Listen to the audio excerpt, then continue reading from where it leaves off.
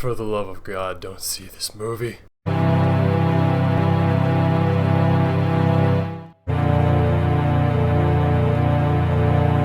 Blair Witch has the most generic premise in the world. A bunch of people go off into a forest is haunted, they die. But this time, they brought a drone with them. 2016, everybody! The first 30 minutes of this movie are unbearably boring. It's like, oh, we gotta set everything up. We gotta show them packing for the trip. We gotta show them talking and doing regular stuff to make them feel real, relatable people. Because the directors don't know how to just start the movie when the scary stuff starts happening. We need to have a bunch of unnecessary slow build-up because we do. The acting is shitty. It's terrible. Everybody just constantly screams each other's names and they'll just start fighting and getting into group dissent for no reason at all. Because it's a stressful situation. And then they'll have the moment, you know, that one moment. I'm so sorry. Oh my god. It's all my fault. I'm the one who brought us here. They're all dead because of me! And these characters are all former presidents of the school intramural alumni retard club! I have an idea. Let's sleep in tents near people we don't know or trust. What a great idea! Hey, I gotta pee. I think I'll wander off alone, like, exceptionally far from the campsite because I need my privacy. Oh, what was that sound? Oh, I think another tree fell. Oh. Let's not be concerned, because I've been camping before, guys. Trees just fall in the forest all the time. That just happens. That's just how it works. Even at the beginning of the movie, they even mention it's like, we're gonna not tell people that we're going to the forest. We're not gonna tell the police or anybody where we're going. We're just gonna leave. Have you seen 127 Hours? And don't worry, guys. We won't get lost, because I brought a GPS. Okay, guys, the GPS is broken. We're lost. Hey, I got an idea. I'll climb that tree to get to the camera drone that didn't even help us during the day.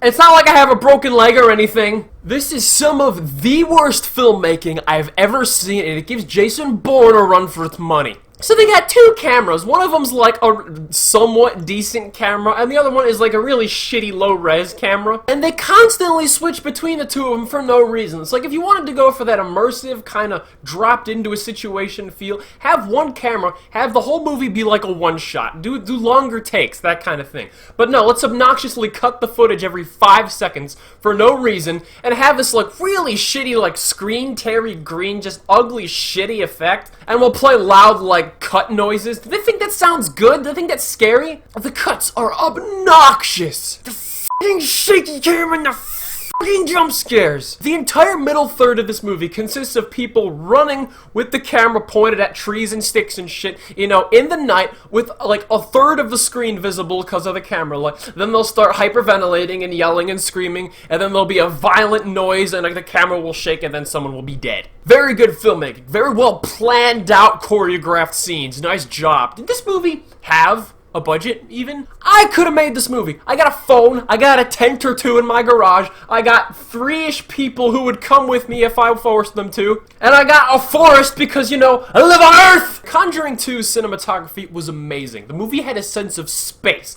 A lot of very slow, very long takes. Long connected takes. Whereas, oh, we're just in the forest and we can show whatever we want because it's confusing and nobody will be able to tell what's happening. You know how people say in action movies sometimes, like, oh, you need the hero to be vulnerable. You can't have some immortal badass, then there's no stakes because you know they're gonna make it. This is the opposite of that. When you have an all-powerful ghost, all-powerful witch forest thing that can do whatever the shit it wants, then there's no stakes at all because you know everybody's gonna die. It's like, just kill yourselves and save us the time, please. Oh, a tent will just fly into the sky. Oh, a tree will just fall down. Oh, the camera will just stop shaking. It's like nothing even needed to happen. They just cut the footage and made a sound. They didn't show anything. Occasionally, you'll get this really shitty glimpse of a f***ing generic-ass looking witch creature from behind a corner, but it teleports around, and who f***ing cares? Let's not make any sense. Let's not have any cohesiveness. Let's not build suspense. Let's just have because like a character will see something, and then they'll hold the camera,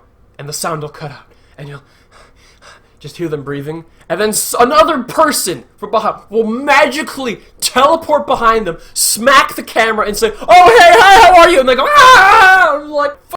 The ending of this movie went on forever. They're in this house, and there's all those rooms and stairs, and it all looks the same because it's on a shitty camera in night vision mode, and the house is all dilapidated and destroyed. You can't tell where they are, you can't tell where the witch is or where they're going, because she teleports around, someone goes to the room and it's not there, and the camera, like, cuts, like somebody took the time to, like, cut this footage into a documentary after they found it or whatever. It's like, oh, there's a couple seconds in this giant witch house chase that weren't necessary, so let's just cut them out. You know, we have a f***ing evil witch on camera, we don't need to see that. Blair Witch is one of the most generic, shitty, jump scare filled, shaky cammy, shitty, poorly acted, shitty pieces of shit I've seen in a long while.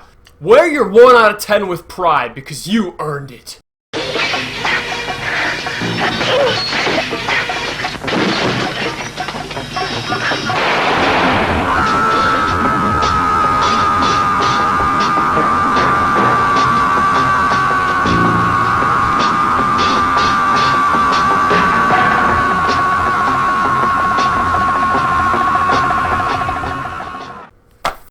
Piece of shit.